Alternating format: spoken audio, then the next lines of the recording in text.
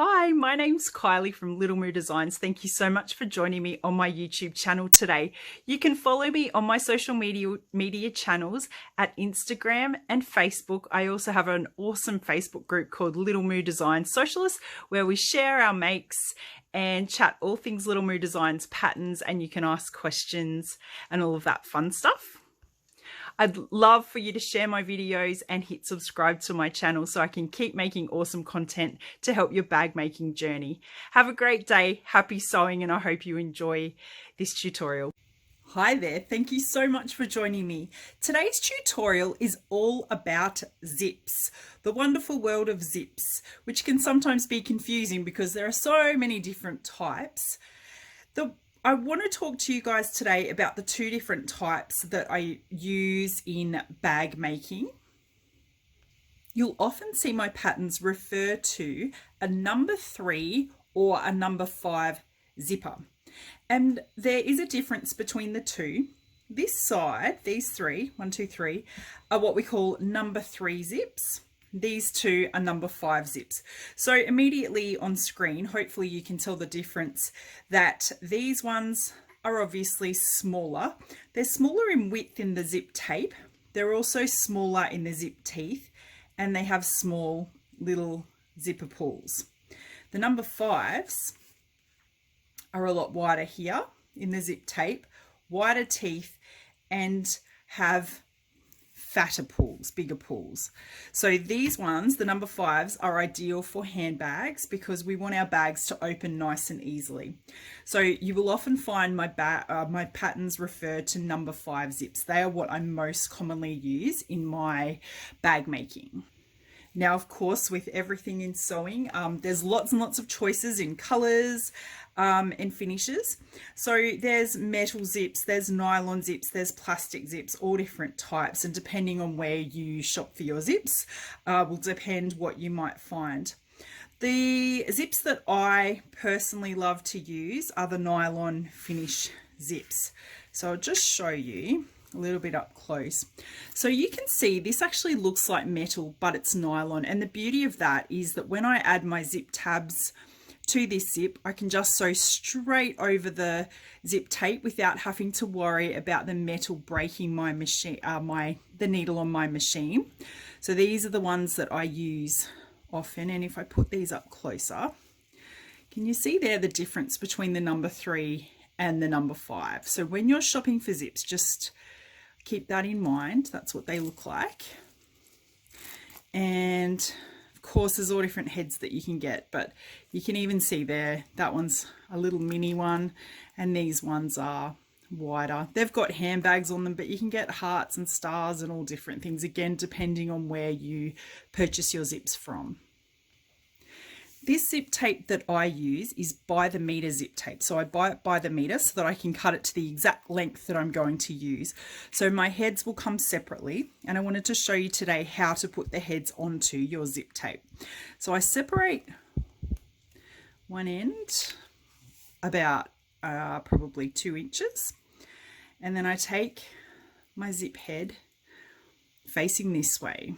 So the widest edge of, I'll get that off screen so it doesn't distort. The widest end of your zip head facing down towards my tape. I then put one side of the tape into the head and I push it right up the back. Can you see that there? Then I come back in, pull this open a little bit more. Now you can see they're uneven. So what you have to do is hold them down here and just wiggle, wiggle, wiggle until it's on. It does take practice. I know there's a method where people use a fork that's bent and they get the zip head to be held in that fork and then they thread the zip tape on. I personally just, I think I've just practiced it a lot over the years. I'll just go back. So now I want to make this zipper tape into a double pull for the clutch that I'm about to make. So I just come back and do the exact same on the other side with the pulls facing each other. So one side butted right up to the end or a little bit over, and just wiggle the other side down. Now you need to make sure the zip heads are the correct fit for the tape. If you try and put a number 3 head onto a number 5 tape, of course, you're not going to be able to do that. So that's how I get the heads onto the zip tape. I hope you find that helpful. Now for the Tainted Love clutch that I'm making, this pattern comes with 2 sizes, so the small clutch size and the large clutch size. The small requires a 10-inch zip and the large requires a 12-inch zip. And it's up to you whether you use 1 pull or 2. I'm going to use 2 on mine.